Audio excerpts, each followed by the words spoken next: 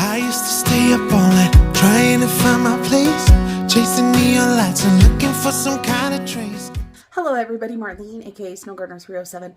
We are here and we're going to be doing some peach salsa. I wasn't planning on filming, but I realized this is my second batch and I told you guys that I would let you guys know what's going on.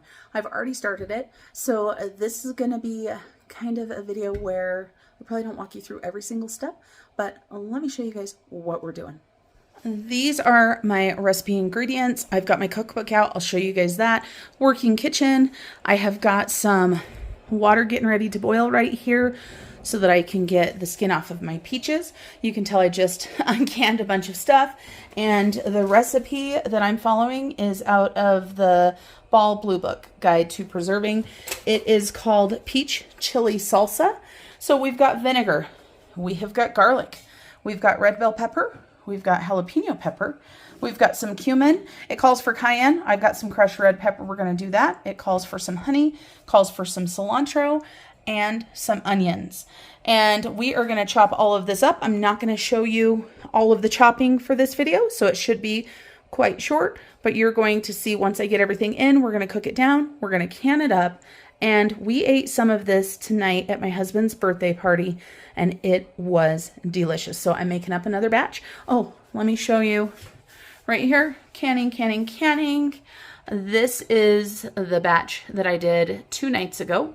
So it turned out great. Actually, last night. So I did this, and you can see how yummy and delicious this looks. So we actually I took 2 half pints, and my niece loved it so much that she wanted the rest that was left, so I sent it home with her with some chips. So I'm going to go ahead and chop, and then I'll be back in just a minute. Here is all of my ingredients chopped up, ready to cook on the stove. So I've got everything in here, so I'm just going to stir this up. Now this only needs to cook for 5 to 10 minutes because of course it is going to process as well. One thing I want to remind you guys, some of you guys are canning pros, some of you guys may have never canned anything before. Make sure that you check the processing times for your elevation. My processing times are pretty long in the grand scheme of things because I live at 7,200 feet. So we're going to cook this. We have got our water bath canner heating up, and then we're going to get these into the jars. All right, our jelly has cooked. I've got our jars that came out of the dishwasher, and we're going to go ahead and fill these jars up, and we're going to leave a 1/2 inch of headspace. These jars right here, I don't believe they are quite a pint. I believe they're between a 1/2 pint and a pint, and I filled that too full, so I will have to redo it. Let me go ahead and bring these back, not redo it, but I'll have to take some out. Let me go ahead and fill these up, and then we will adjust that. I haven't filled these jars, so I'm not quite sure. So fill these up. We're going to leave it there. And with this one, I should be able to tell from the side how full to fill it, but obviously I was not paying attention. I like to have a towel underneath the jars when I'm filling them, just because I make a mess, and so then I'm not making as big of a mess.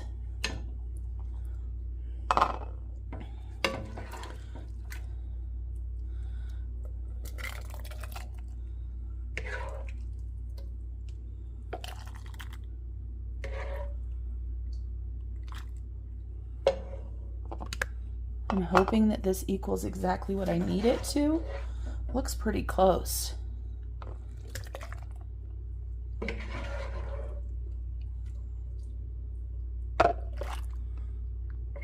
Looks like we're going to have a little bit extra. So this is what I've got left in here. I could do a little pint jar, and I'm not sure if I'm going to do that or if I'm going to just put it in the fridge and eat it, because it is so yummy. So let me fix these jars and then I will be back.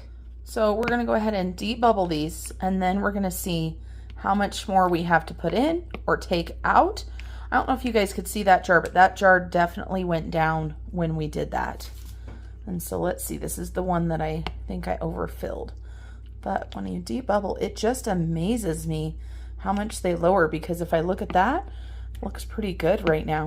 So you'll always want to make sure that you debubble. And of course, we are going to clean our rims. and then put our lids on top. And I've got my lids right there in the hot water. They say that you don't have to do that, and you used to have to do it for the seals. I do it now just because I want them to be clean, right? I don't want them to have any sort of germs. So it looks like a couple of these are going to need a little bit more. I'll do that and clean the bottles, and then I'll bring you guys back. We have got our jars to the right headspace, and we have wiped their rims off. And so now we're going to go ahead and grab lids. And go ahead and add the lids and put them on top. And the kitty is talking to me. Sorry about that. I wasn't even filming where I was supposed to. We've got 2 more lids.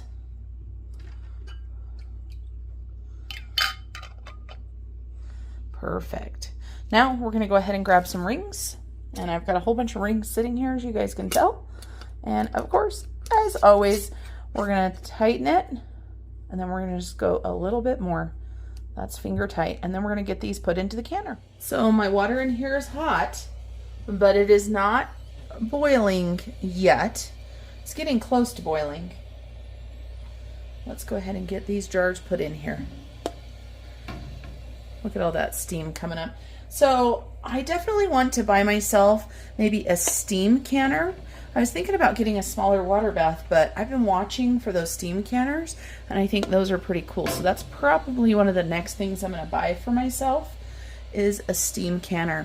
Then we're going to have to add all kinds of water into this. So even though it's almost boiling now, we're not even close to being full enough for these jars and this few of jars, because we need this up all the way over the jars, at least in a couple inches. So let me do some water. Our canner is all full of water. We have to wait for it to boil, and then at 7,200 feet, I'm going to process these for 20 minutes. Okay, everybody, it's the next day. My peach salsa is all done. I did want to let you guys know that I made a mistake on my processing time because of my elevation. This needed to be 30 minutes, not 20 minutes. And so I have washed the jars, I've taken the rings off, and I've labeled them. And we've got this beautiful peach salsa to add to our pantry. Thanks, you guys, for watching me today. And until I see you guys next time, remember to keep on smiling. Bye, everybody. I used to stay up all night trying to find my place, chasing neon lights and looking for some kind of trace.